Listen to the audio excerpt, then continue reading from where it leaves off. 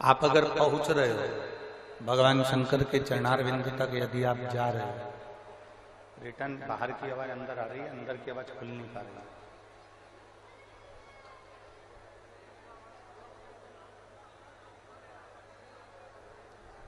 आप यदि भगवान शिव की मंदिर तक जा रहे हो, भगवान शंकर के द्वार तक जा रहे हो, भगवान शिव की चौखट तक यदि आप पहुंच रहे हो, तो ये मानकर चलिए कि आपने अपनी खुशियों के दरवाजे तक पहुंचने का लक्ष्य बना लिया। आपने अपने दुखों को मिटाने का एक दरवाजा पा लिया। आपने अपनी तकलीफों को मिटाने के लिए एक द्वार चुन लिया।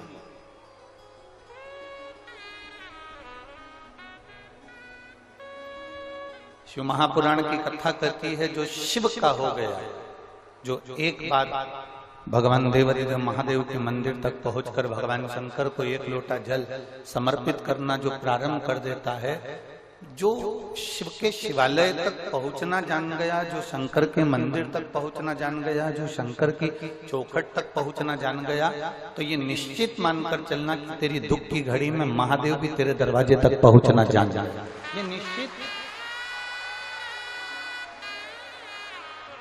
बोल बम का नारा है, सारी समस्या का हल।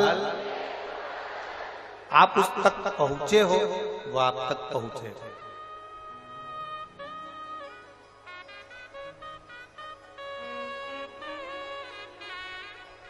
जितना एक शिक्षक अपने स्टूडेंट को नहीं सिखाता,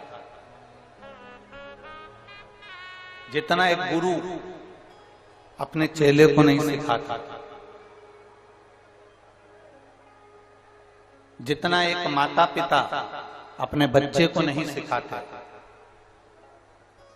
जितना एक विद्वान से विद्वान व्यक्ति भी किसी व्यक्ति को नहीं सिखाता, संसार में दो चीजें ऐसी हैं जो मनुष्य को अच्छे से अच्छे व्यक्ति को भी जीना सिखा देती है।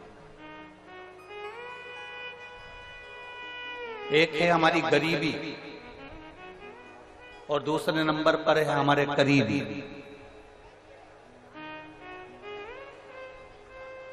एक गरीबी, एक करीबी।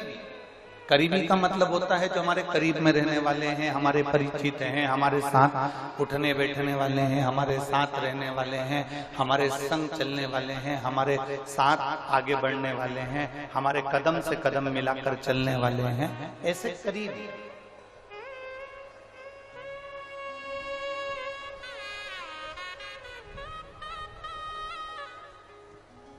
एक गुरु भी अपने चेले को जितना ज्ञान नहीं दे पाता, एक माता पिता जितने अपने बच्चे को उपदेश नहीं दे पाते, एक टीचर भी अपने स्टूडेंट को जितना ज्ञान नहीं दे पाता, उतना ज्ञान हमारे जीवन में दो चीजें सिखा जाती है, एक हमारी गरीबी और एक हमारे करीबी। गरीबी भी हमको बहुत कुछ सिखाती है। गरीबी इतना सिखा जाती है कि हमारे पास में कुछ भी नहीं है, एक रुपया नहीं है। जब आपके पास में कुछ भी नहीं होता, तब आपको देने वाला भी कोई नहीं होता। जब आपके पास थोड़ा सा इकट्ठा हो जाता है, तो देने वालों के भी हाथ आगे बढ़ जाते हैं।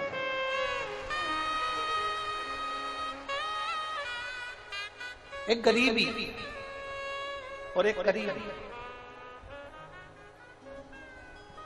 गरीबी भी हमको बहुत सिखा देती है। जब आपकी परिस्थिति ठीक नहीं है ना, आपके साथ में कोई नहीं। जब आपकी परिस्थिति ठीक हो गई ना, तो आपके साथ में भी ढेर सारे खड़े हो जाएंगे। थोड़ा सा धन बढ़ा कि आपके पहचान वाले बढ़ जाएंगे। थोड़ी सी संपदा बढ़ी कि आपके रिश्तेदार, नातेदार, कुटुंब, कबीले सब बढ़ जाएंगे।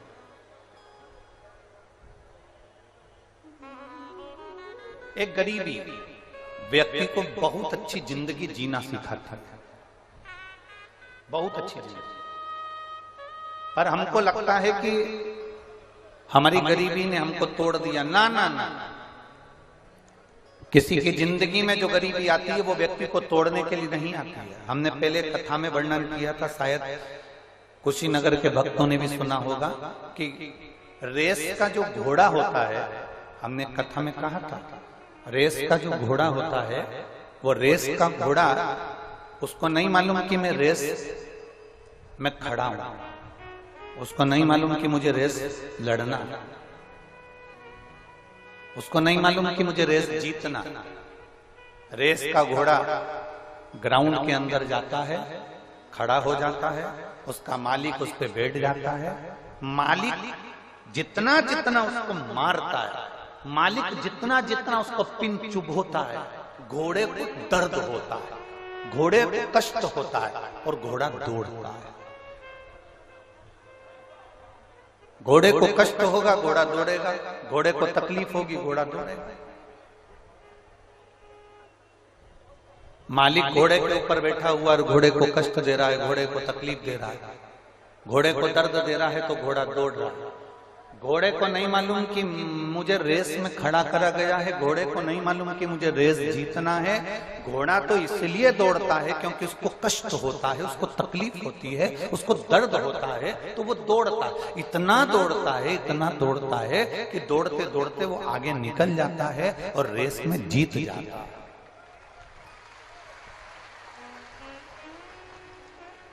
जब गरीबी आए ना, जब थोड़ी सी भी समस्या आए आपकी जिंदगी में, थोड़ा सा भी दुख आए आपकी जिंदगी में, थोड़ी सी भी तकलीफ आए आपकी जिंदगी में, तो ये अनुभव करना, ये अपने भीतर उतारना कि ये गरीबी परमात्मा ने आपको हारने के लिए नहीं दी है, दुख भगवान ने आपको हारने के लिए नहीं दिया है, तकलीफ भगवान ने आपको हारने के लिए नहीं दी है। दुख, तकलीफ, गरीबी परमात्मा हमेशा जिसको जिताना होता है, संसार में आगे निकलना होता है, उसी को दे। बड़े से बड़े लोगों को टीवी पर देखिए, डिबेट में देखिए, बड़े से